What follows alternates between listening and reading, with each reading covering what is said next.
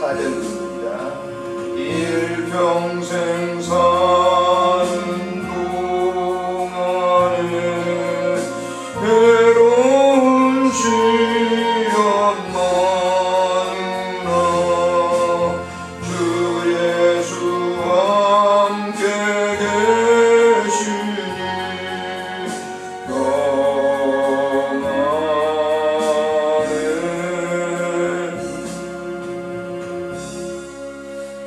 합심으로 교회를 위해서 기도하도록 하겠습니다.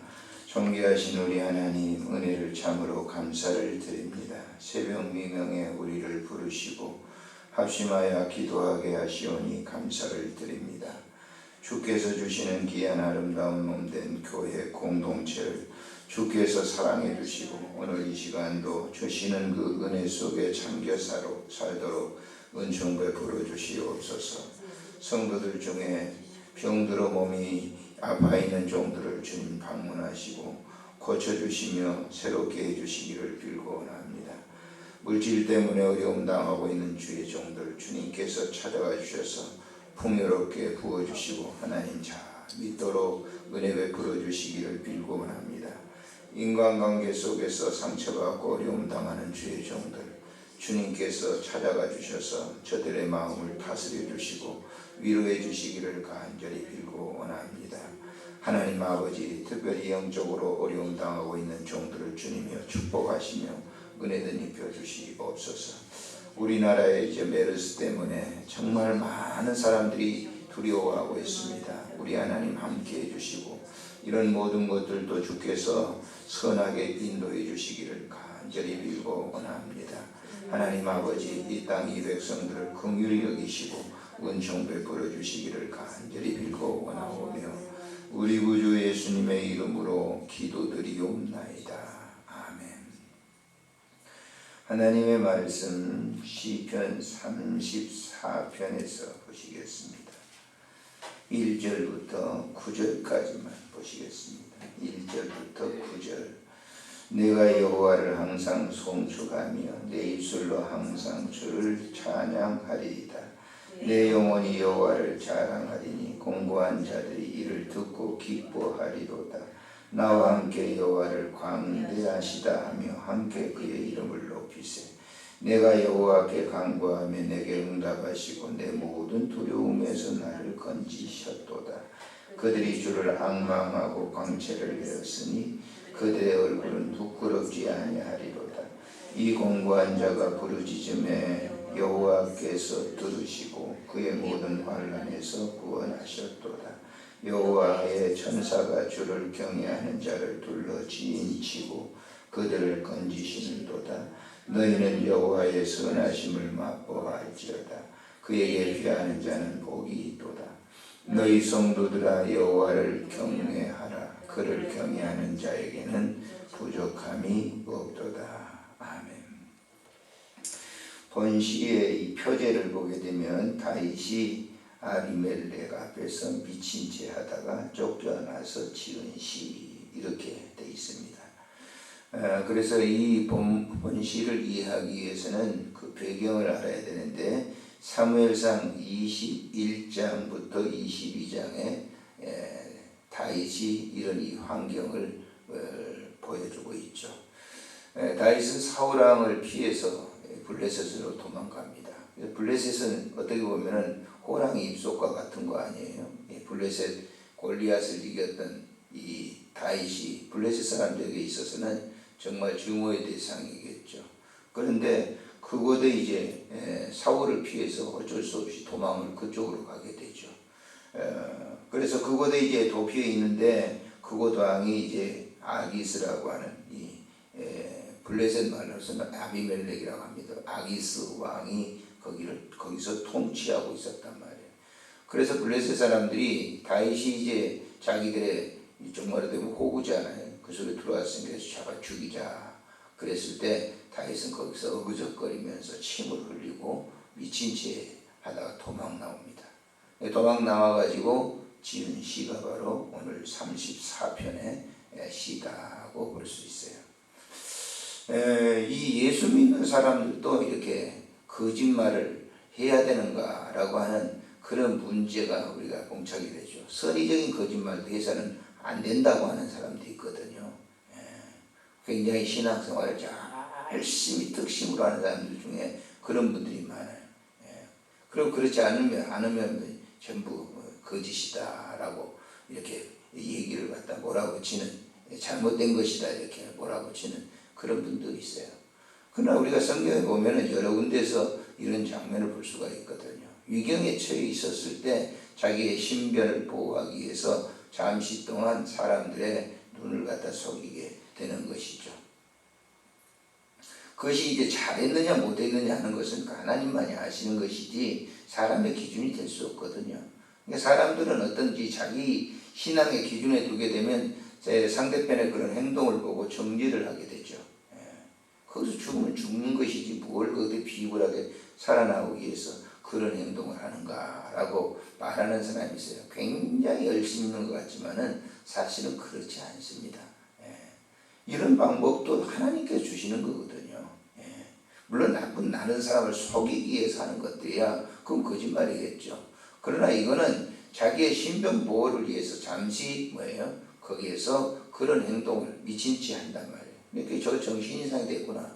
그래서 그곳에서 이제 도망 나와서 하나님께 드린 기도문인데, 그런 것 자체도 다윗은 하나님이 그렇게 지혜를 주셨다라고 하는 그런 고백이에요. 쭉 읽어보시면 하나님이 나를 그곳에서도 그런 방법으로 인도하셨다라고 하는 그런 얘기입니다. 보시면 하나님을 찬양하죠. 광대하신 그 하나님을 찬양하고, 내가 간구하며 하나님이 응답하셨는데, 그 4절 한번 보실까요?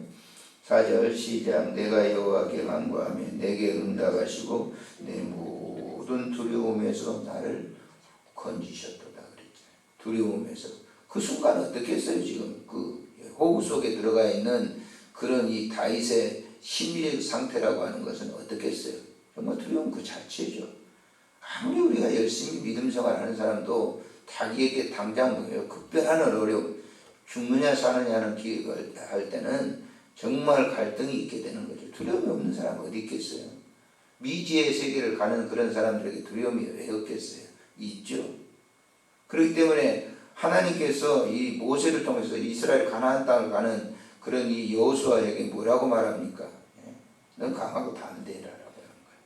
왜냐하면 두려움이 있거든요. 미지 가나안 땅이라고 하는 곳은 그가 가본 땅이지만은 그러나 그의 스승이 죽고 난 다음에 굉장히 그 가나안 땅이라고 하는 게 키도 장대한 사람이 있고, 그 미지의 땅을 이제 이스라엘 백성들을 60만 명이나 되는 그 이스라엘 백성들을 갖다 데리고 간다고 하는 게 쉬운 일이 아닌 거죠. 굉장히 두려움이 있죠. 야, 어떻게 될까?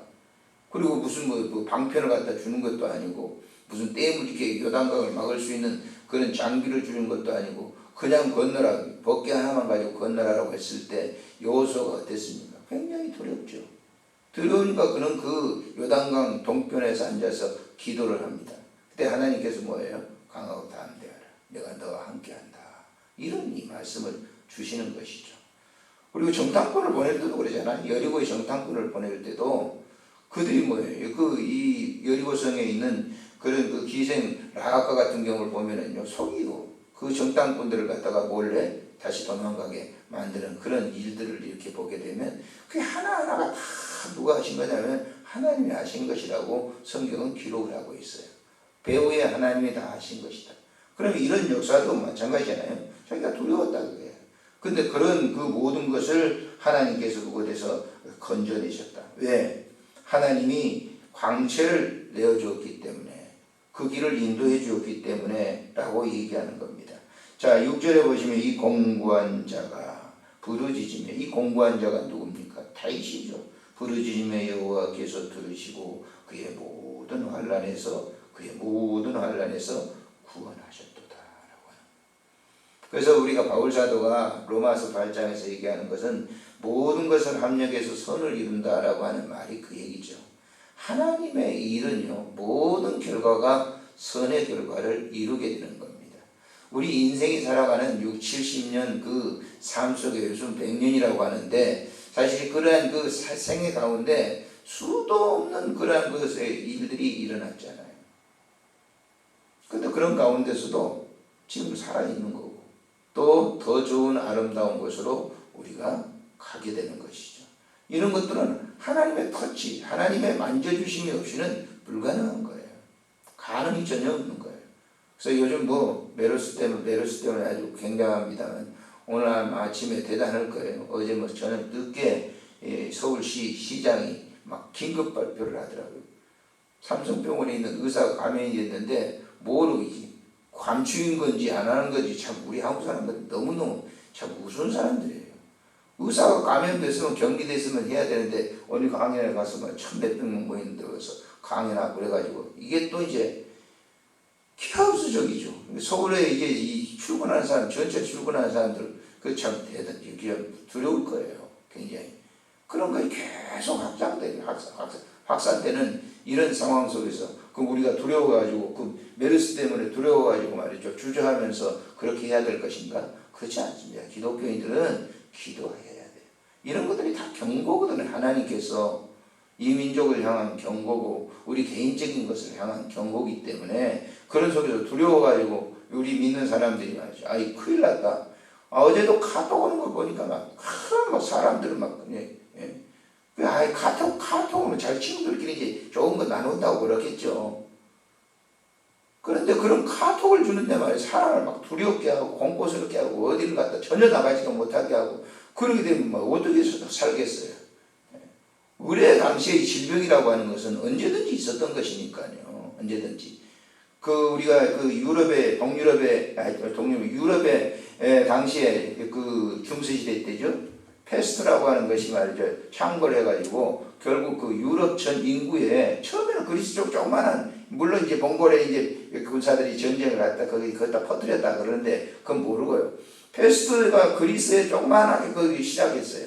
그런데 그리스가 이제 패스트로 말미암아 이제 막 사람이 많이 죽게 되니까 기급해서 그 옆에 주변에 있는 그 국가들도 기급을 해가지고 두려워해가지고 그 영국까지 전체 유럽에 퍼져가지고 3분의 1 당시에 한 3,500만 명이 그냥 죽게 되는 그런 결과를 가져온 거거든요.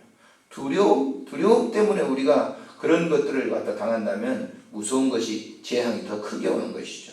이럴 때 우리가 어떻게 해야 되겠습니까? 다윗이 거기에서 지혜로운 행동을 통해서 하나님이 살아계신다라고 하는 것을 보여주었던 것처럼 오늘날 우리도 마찬가지. 그러면서 우리들도 지혜롭게 행동을 하는 것이죠. 두려워하지 말고 언제나 올 것은 오는 겁니다. 두려워하지 말고 이 다윗처럼 지혜로운 그런 방법을 우리가 사용하는 것이 매우 중요한 것이다 라고 하는 것을 우리가 생각해 봅니다. 존귀하신 우리 하나님 은혜를 참으로 감사를 드립니다. 오늘 이 시간도 하나님 우리에게 귀한 은혜의 말씀을 주셨습니다. 다윗이 블레셋 경내로 도망가서 그가 가드왕 앞에서 미친 채 하다가 다시 도망쳐와 하나님께 드린 기도문을 우리가 봅니다. 우리가 이 세상을 살아가는데 원수들이 둘러싼 것처럼 우리에게 큰 두려움이 있을 때가 많습니다. 이때 우리가 하나님 앞에 간절하게 간구하여 다윗과 같이 믿음으로 승리하는 삶을 살도록 은혜 베풀어 주옵소서. 이 나라 위에 지금 이 메르스의 질병 때문에 그 세균 때문에 많은 사람들이 두려워하고 공포 속에 있습니다. 하나님 아버지, 우리 믿는 사람들 이 때를 위해서 기도해야 되는 줄 우리가 믿습니다. 간절하게 기도해 하나님께 영광 돌리게 하시고 이 모든 것을 합력해서 선을 이루게 하시는 그 하나님의 그 깊은 뜻을 헤아려 알게 주옵소서. 우리 구주 예수님의 이름으로 기도드리옵나이다. 아멘.